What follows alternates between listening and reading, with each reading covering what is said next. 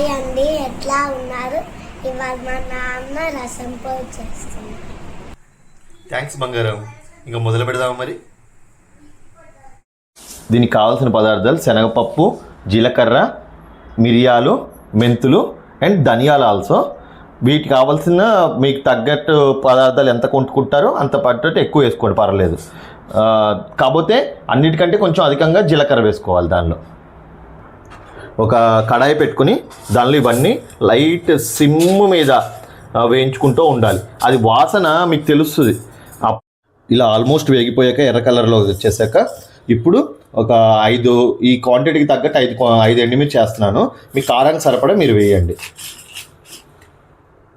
Mixie జార్లో వేసుకుని మెత్తగా పొడి పట్టుకోండి. మెత్తగా మాత్రం మెత్తగా పట్టుకోవాలండి.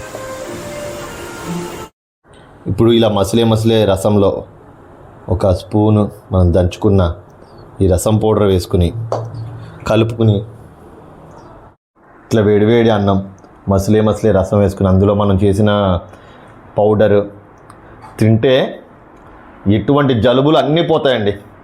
సూపర్ ఉంటుంది. ఇంకా ఉండాలి మరి. ఇంకా థ్యాంక్ యూ. మీకు నచ్చితే కనుక తప్పకుండా కామెంట్ చేయండి, ఫాలో కొట్టండి, షేర్ చేయండి. బాయ్.